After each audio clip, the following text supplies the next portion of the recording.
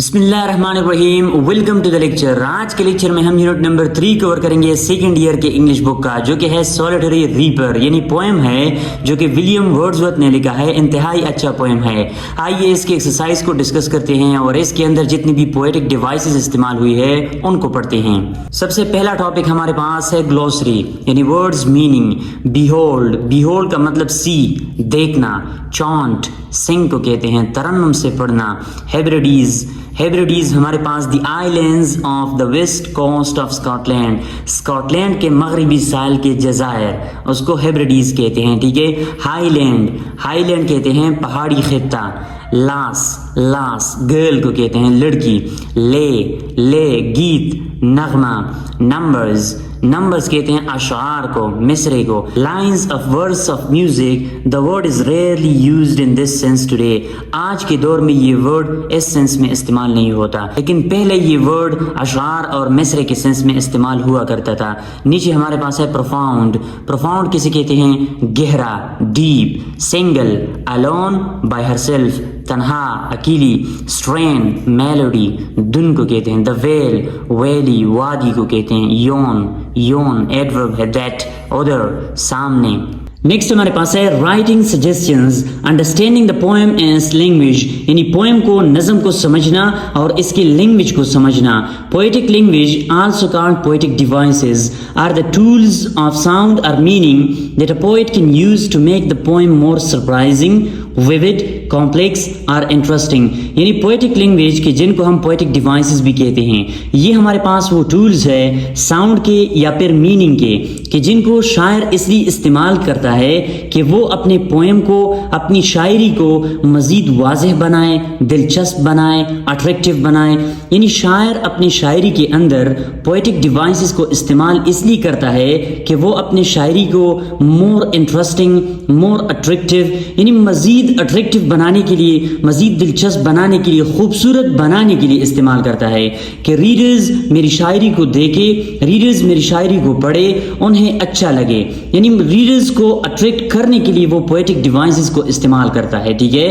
شاعر اپنی شاعری کے اندر ریڈرز کو اٹریکٹ کرنے کے لیے، ریڈرز کو اپنی طرف متوجہ کرنے کے لیے پوئٹک ڈیوائسز کا استعمال کرتے ہیں، یعنی اپنے رائٹنگ کو خوبصورت بنانے کے لیے پوئٹک ڈیوائسز کا استعمال کرتے ہیں۔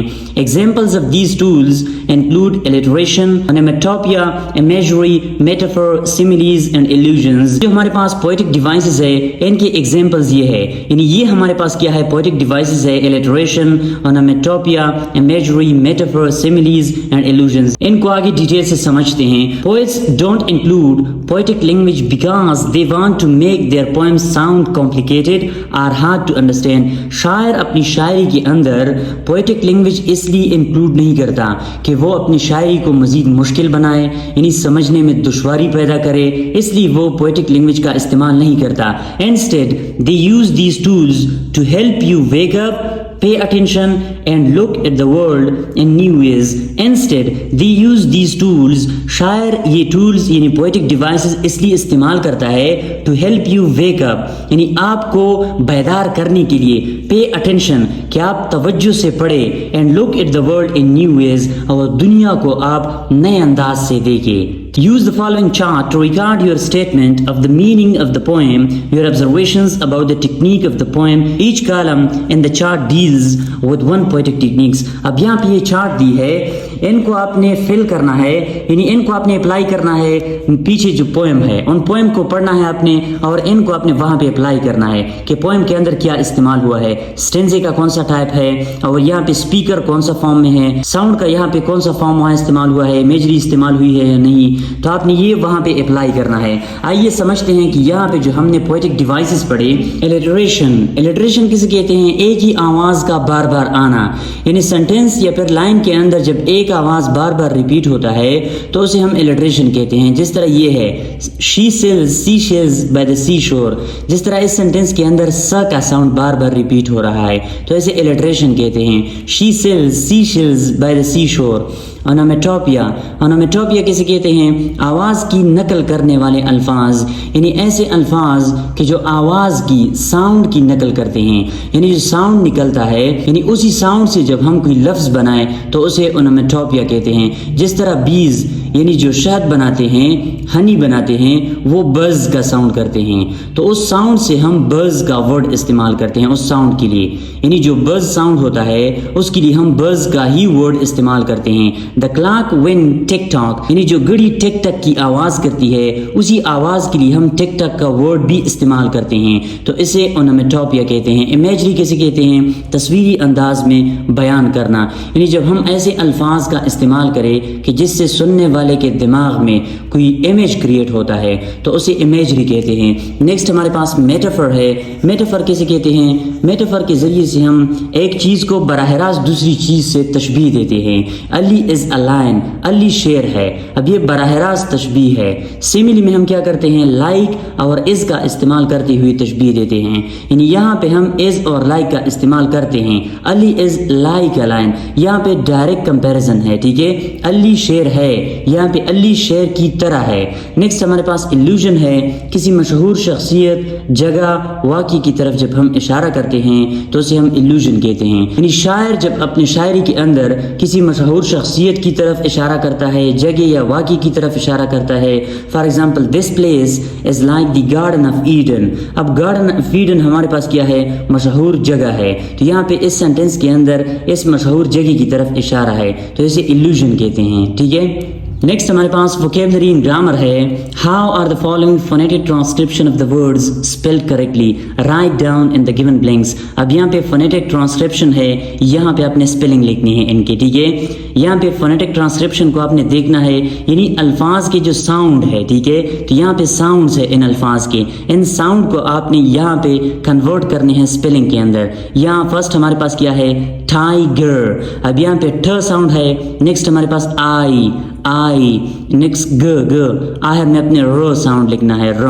Tiger, tiger. Rabbit, hamster, beetle, goose, cow, منکی.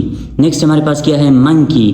Mouse, sheep. اسپائڈر ہے لاسٹ میں، اسپائڈر. اب یہاں پہ کیا ہے ہمارے پاس؟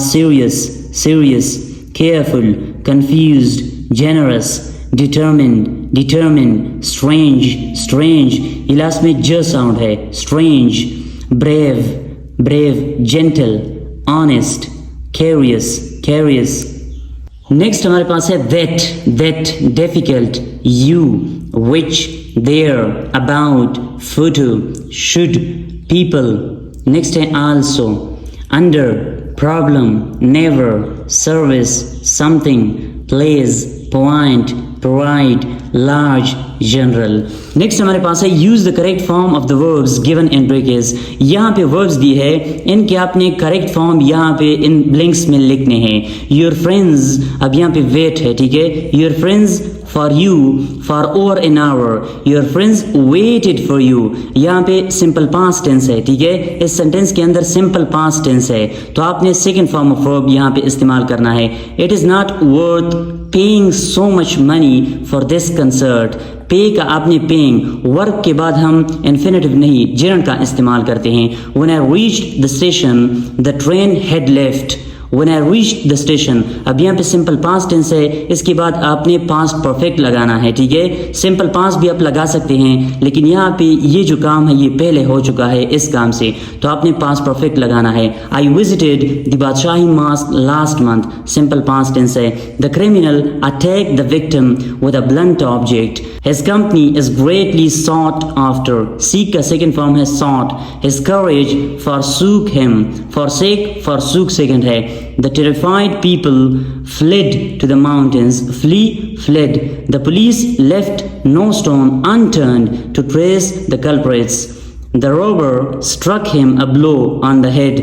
Strike کا سیکنڈ فارم struck ہے، ٹھیک ہے.